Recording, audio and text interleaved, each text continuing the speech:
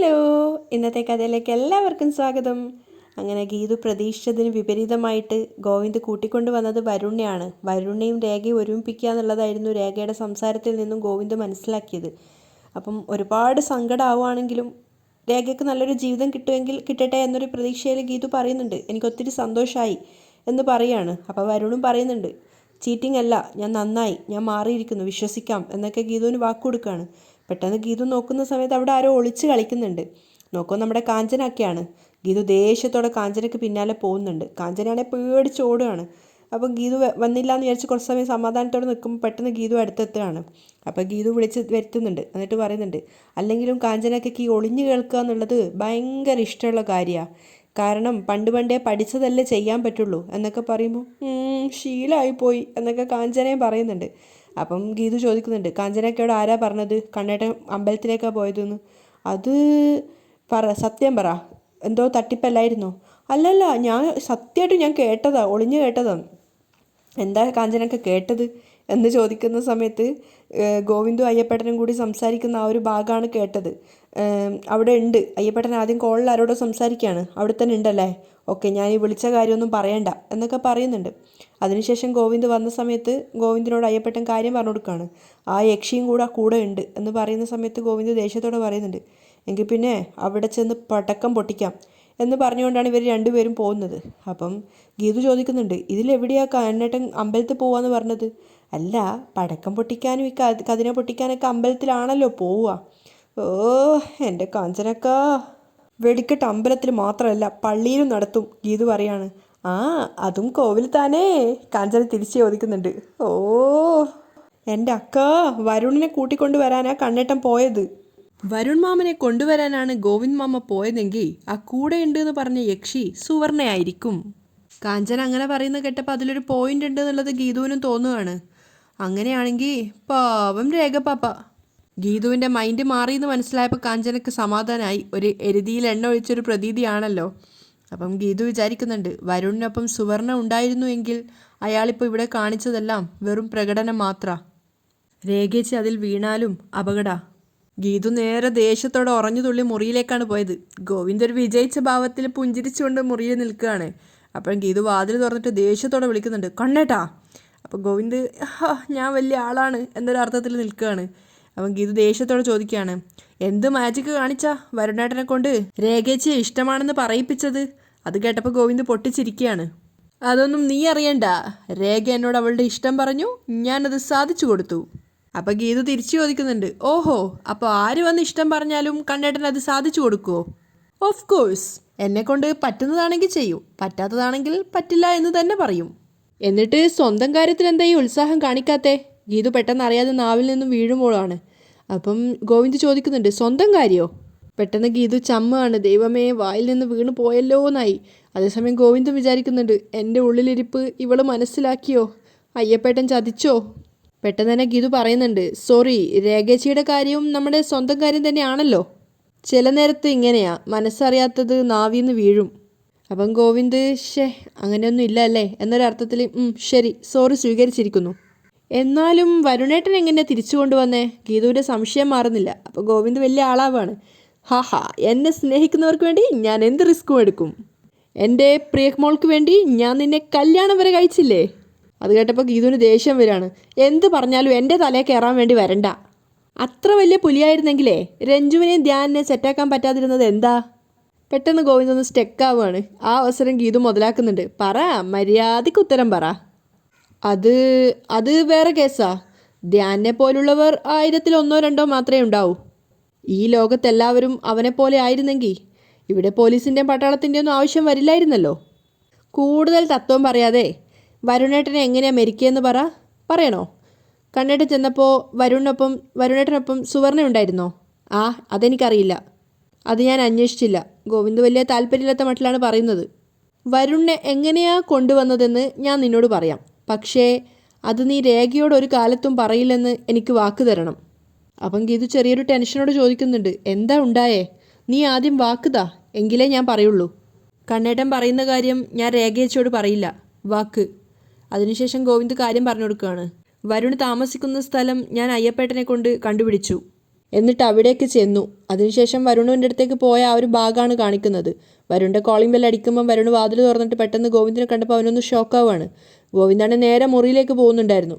അപ്പം വരുൺ ചോദിക്കുകയാണ്, ഏട്ടൻ എന്താ എന്നെ അന്വേഷിച്ച്? ഒന്നുമില്ല, നിന്നെ കൂട്ടിക്കൊണ്ട് പോകാൻ വന്നതാ. ഞാൻ അവിടേക്ക് വരാതിരിക്കുന്നതാ നല്ലത്, വരുൺ പറയുന്നുണ്ട്. അപ്പം ഗോവിന്ദ് ഉപദേശിക്കുകയാണ്, നീ ഇങ്ങനെ പോയാൽ ശരിയാവില്ല. രേഖയും നീയും തമ്മിലുള്ള പ്രശ്നങ്ങൾ പരിഹരിച്ച് നിങ്ങൾ ഒന്നിച്ച് ജീവിക്കണം. അപ്പം വരുൺ പറയുന്നുണ്ട്, ഞാനും രേഖയും തമ്മിലുള്ള വിവാഹം എങ്ങനെയാണ് നടന്നതെന്ന് ഏട്ടനെ ഓർമ്മിപ്പിക്കേണ്ട കാര്യമൊന്നുമില്ലല്ലോ.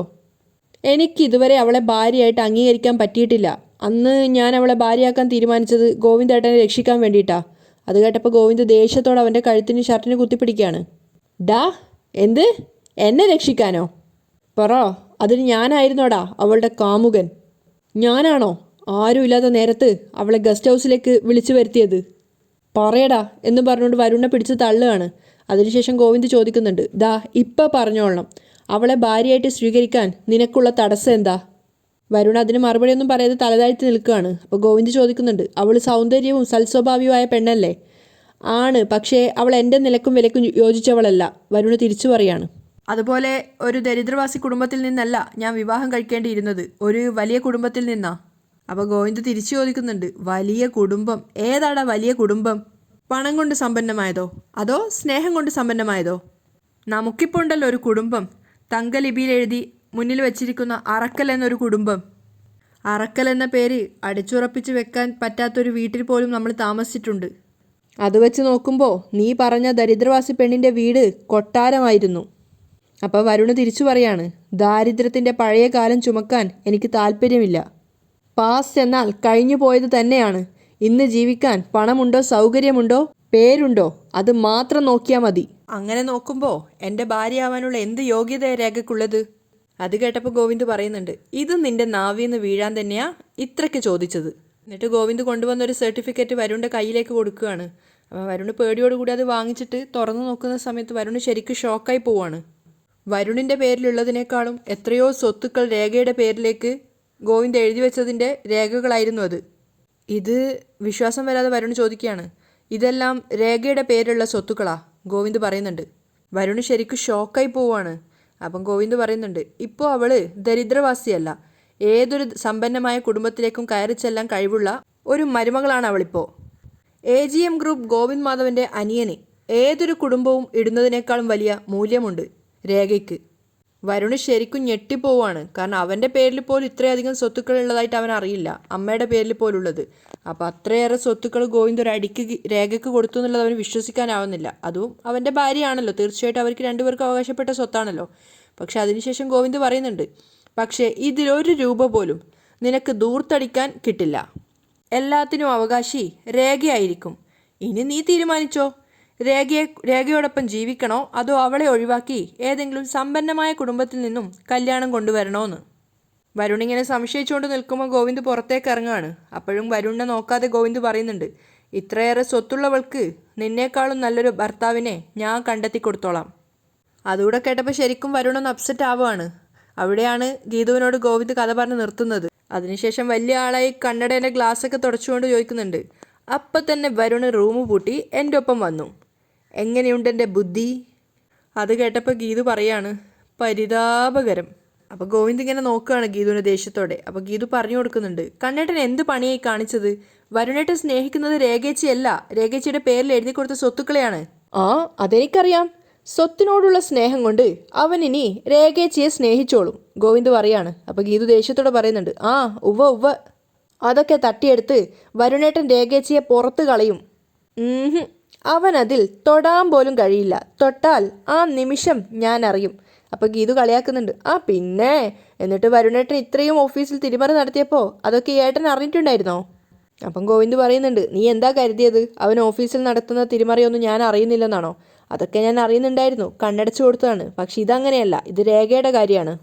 രേഖയുടെ കാര്യത്തിൽ ഞാനൊരു വിട്ടുവീഴ്ച ചെയ്യുമെന്ന് നിനക്ക് തോന്നുന്നുണ്ടോ? അപ്പോൾ ഗീതു വീണ്ടും സീരിയസ് ആയിട്ട് പറയാണ്, സ്വത്തിനു വേണ്ടി വരുണേട്ടൻ രേഖയെ കൊല്ലാൻ പോലും മടിക്കില്ല. അപ്പോൾ ഗോവിന്ദ് ചിരിച്ചുകൊണ്ട് പറയാണ്, ഇത്തരം സില്ലി ടോക്സ് ഒരു ബിസിനസ്സുകാരനോട് പറയരുത്. രേഖയ്ക്ക് എന്തെങ്കിലും സംഭവിച്ചാൽ അവളുടെ പേരിലുള്ള സ്വത്ത് അനാഥാലയത്തിൽ ചെന്നു ചേരും. ആ പോയിന്റ് ഞാൻ വരുണിന് പ്രത്യേകം കാണിച്ചു കൊടുത്തിട്ടുണ്ട്. അത് കേട്ടപ്പോൾ ഗീതു ചോദിക്കുന്നുണ്ട്, ഓ അപ്പം അയാൾ അപകടകാരിയാണെന്ന് കണ്ണേട്ടനും അറിയാം അല്ലേ? അതിന് ഗോവിന്ദ് മറുപടിയൊന്നും പറയുന്നില്ല. ഒന്ന് സ്റ്റെക്കാവാണ്, അനിയനെക്കുറിച്ചാണല്ലോ സംഭവം. അപ്പോൾ ഗീതു ചോദിക്കുന്നുണ്ട്, ഇതൊക്കെ അറിഞ്ഞിട്ടും എന്തിനാ പിന്നെ ഇങ്ങനെ ഒരു ഒത്തുതീർപ്പ്? ഞാൻ പിന്നെ എന്താ ചെയ്യേണ്ടത്? ഗോവിന്ദ് തിരിച്ചു ചോദിക്കുകയാണ്. രാവിലെ രേഖയുടെ തീവ്രമായ പ്രണയം അവളുടെ കണ്ണുകളിൽ ഞാൻ കണ്ടതാ. ഗീതുവിന് ശരിക്കും ദേഷ്യം വരുന്നുണ്ടായിരുന്നു. അപ്പോൾ ഗോവിന്ദ് പറയാ, എനിക്ക് പകരം നീ അത് കണ്ടിരുന്നെങ്കിൽ അപ്പം തന്നെ നീ പോയി വരുണിനെ കൂട്ടിക്കൊണ്ട് വന്നേനെ. അതിനുശേഷം ഗോവിന്ദിനോട് തിരിച്ചെന്താ പറയേണ്ടതെന്ന് മനസ്സിലായിട്ട് ഗീതു സ്വയം വിചാരിക്കുകയാണ്. രേഖേച്ചിയുടെ കണ്ണുകളിൽ ഒരു കുന്തവും ഇല്ലായിരുന്നു. എൻ്റെ കണ്ണുകളിലാ ഇവിടെ നോക്കാൻ ആരും ഇല്ലാത്തേ. അപ്പോഴേക്കും ഗീതുവിനെ പിടിച്ച് ഗോവിന്ദ് ഗീതുവിൻ്റെ കണ്ണുകളിലേക്ക് നോക്കുകയാണ്. ഗീതു ആണെങ്കിൽ പ്രണയത്തോടു കൂടി ഗോവിന്ദിനെ നോക്കി നിൽക്കുമ്പോൾ ഗോവിന്ദ് പറയുന്നുണ്ട്, നിൻ്റെ കണ്ണുകളിൽ ഇപ്പോൾ എന്താണെന്ന് എനിക്കറിയാം. എങ്കിൽ പറ എന്താ? ഗീതു ചോദിക്കുന്നുണ്ട്. ഗോവിന്ദ് പറയാ, വരുണിനെ തിരിച്ചു കൊണ്ടുവന്നത് ഒരു സൽക്കർമ്മ. അതിൻ്റെ പേരിൽ നീ എന്നെ അഭിനന്ദിക്കുകയാണെന്ന് നിൻ്റെ കണ്ണുകളിൽ നോക്കിയാ എനിക്കറിയാം. അതുകൂടെ കേട്ടപ്പോൾ ഗീതു, അയ്യോ ഇതെന്തൊരു മനുഷ്യൻ എന്നൊരർത്ഥത്തിൽ നിൽക്കുകയാണ്. അപ്പോൾ ഗോവിന്ദ് ചോദിക്കുന്നുണ്ട്, എന്താ ഞാൻ പറഞ്ഞത് കറക്റ്റ് അല്ലേ? പല്ല് കടിച്ചുകൊണ്ട് ഗീതു പറയാണ്, വളരെ കറക്റ്റാ. ഇങ്ങനെ കണ്ണ് നോക്കി മനസ്സ് വായിക്കാനുള്ള കഴിവുള്ളത് കൊണ്ടാ കണ്ണേട്ടനെ ഞാൻ കണ്ണേട്ടാന്ന് വിളിക്കുന്നേ. അത് കേട്ടപ്പോൾ ഗോവിന്ദ് പറയുന്നുണ്ട്, രാധികാമ്മയ്ക്ക് എൻ്റെ ഈ സിദ്ധിയെപ്പറ്റി നേരത്തെ അറിയാമായിരിക്കും. അതുകൊണ്ടായിരിക്കും പണ്ട് മുതലേ എന്നെ കണ്ണാന്ന് വിളിക്കുന്നേ. അതുകൂടെ കേട്ടപ്പോൾ ഗീതു പിറുവിറുക്കുക. ഓ എന്തു പറഞ്ഞാലും ഒരു രാധികാമ്മ, അവസരത്തിലും അനവസരത്തിലും ഒക്കെ. അപ്പോൾ ഗീതുവിനെ പിടിച്ചുകൊണ്ട് ഗോവിന്ദ് ചിരിച്ചുകൊണ്ട് പറയാണ്, ഏയ് നീ വെറുതെ ദേഷ്യപ്പെടണ്ട, ഞാൻ ചുമ്മാ തമാശ പറഞ്ഞതാ. അപ്പോൾ ഗോവിന്ദിന് വേണ്ടി ഗീതു വെറുതെ പൊട്ടിച്ചിരിക്കുകയാണ്. ആണോ? നേരത്തെ പറഞ്ഞിരുന്നെങ്കിൽ ഞാനൊന്ന് ചിരിക്കായിരുന്നു. കണ്ണേട്ടൻ ഇങ്ങനെ ചളിയടിച്ച് നിന്നാൽ മതി. വരുണേട്ടനെ വിശ്വസിച്ച പാവം രേഖേച്ചിയുടെ അവസ്ഥ എന്താവുമെന്ന് എൻ്റെ പേടി. അപ്പോൾ ഗോവിന്ദ് പറയുന്നുണ്ട്, ഞാൻ പറഞ്ഞതൊന്നും നീ അവളോട് പറയരുത്. അതൊക്കെ നിൻ്റെ മനസ്സിൽ തന്നെ ഇരിക്കണം. ഒന്ന് സൂക്ഷിക്കണം എന്ന് പറയുന്നതിൽ തെറ്റൊന്നുമില്ലല്ലോ എന്ന് ഗീതു ഇങ്ങനെ പെറുവിറുക്കുകയാണ്. അപ്പം ഗോവിന്ദ് പറയുന്നുണ്ട്, ഏയ് അതൊന്നും പറ്റില്ല. എത്രയും പെട്ടെന്ന് അവർക്കിടയിലെ മഞ്ഞുരുകണം.